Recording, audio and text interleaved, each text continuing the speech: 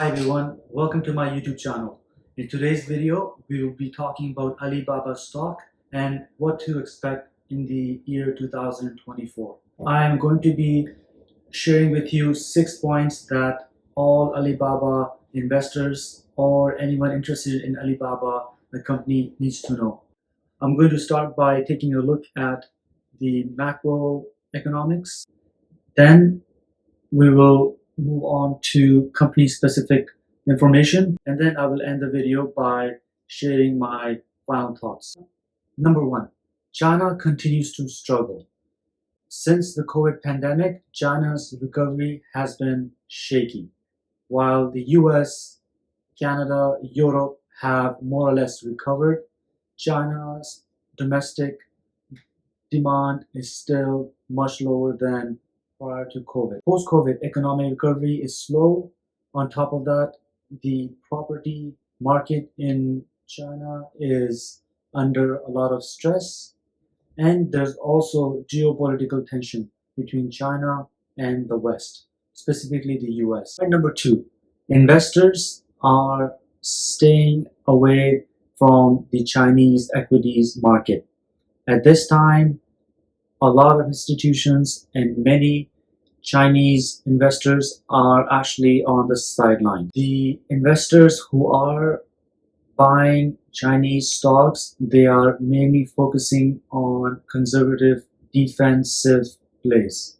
They are investing money in EVs or green energy, or they're investing in healthcare.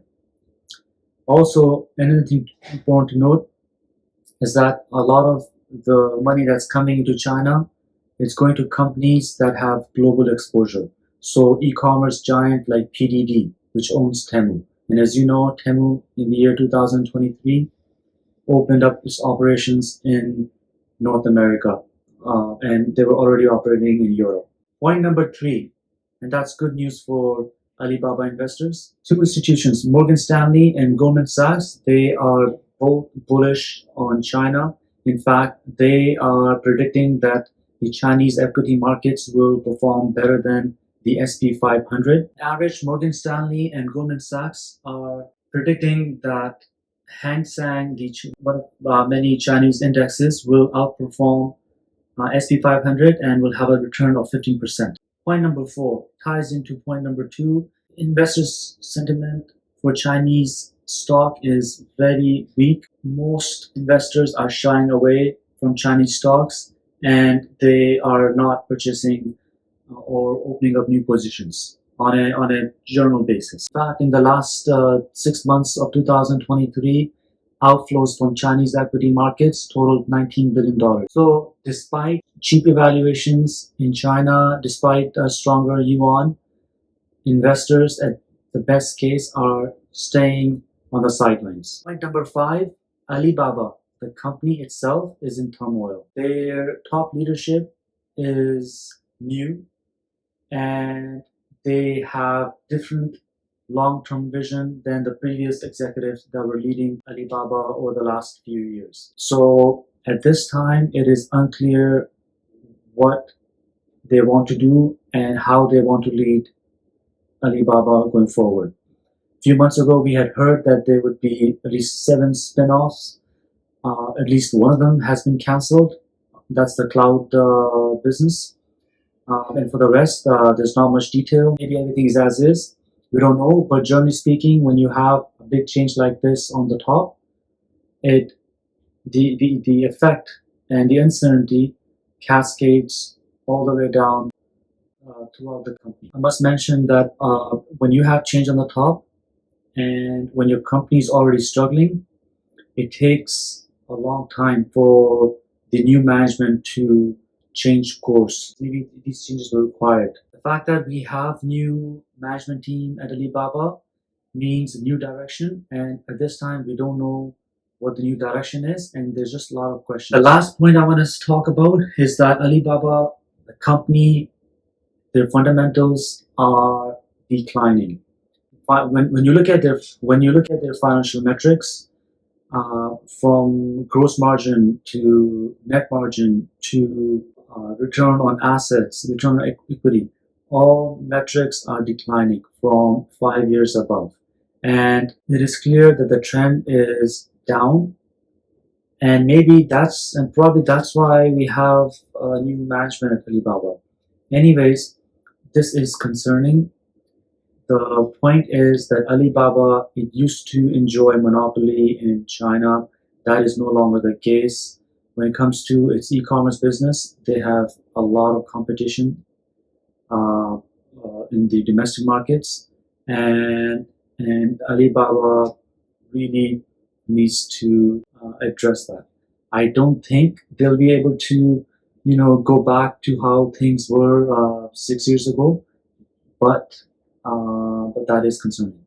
The last point I want to make is Alibaba, despite having weak fundamentals, or I shouldn't say weak fundamentals, I should say declining fundamentals, it is still a nearly $200 billion company. It still has a huge customer base, and it still has many divisions, many products, and a huge purpose. So this company is obviously not going anywhere. The company has very cheap valuations.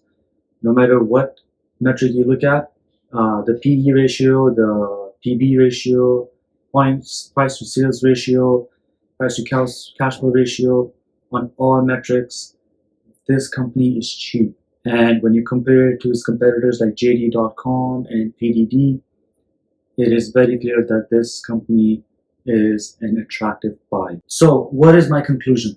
On one hand, the macroeconomics are very important for a company like Alibaba, because after all, it is located in China, and that's where most of its revenue is generated.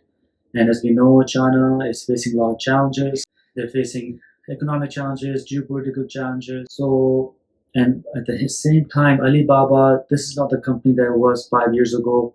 It has been hit hard from the outside, and it finds itself in a situation where its market share in many different areas is declining. So, is Alibaba a buy in 2024? Well, here's how I look at it. If I compare Alibaba to its competitors, clearly Alibaba is a laggard, and its performance has not been that good. And going forward, the forecasts are favoring its competitors. But if I also look at how big of a component the macroeconomics play, China starts to recover, Alibaba will benefit greatly. 2024, what will happen? Obviously, I don't know, but it is clear that if China starts to recover, if China's domestic market picks up, if consumers start to purchase products again, Alibaba will highly benefit. And considering the fact that the stock is so cheap, a lot of investors will be buying its shares. Now, will it outperform its competitors PDD and JD? I don't know. But when I look at Alibaba, it definitely will be a high performing stock if money starts to flow back in China. That's a pretty big if, but it will certainly benefit. Currently, Alibaba is trading somewhere around $75 a share. You could see it go up easily above $120 a share. That's only if things start to change on the ground in China and Chinese economy starts to recover. So guys, that's it for me on this video. I hold Alibaba.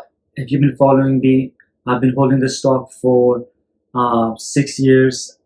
It's been a brutal ride. When I first purchased Alibaba, I thought it was a much better alternative than the overpriced Alibaba stock. However, things have changed quite a bit since then.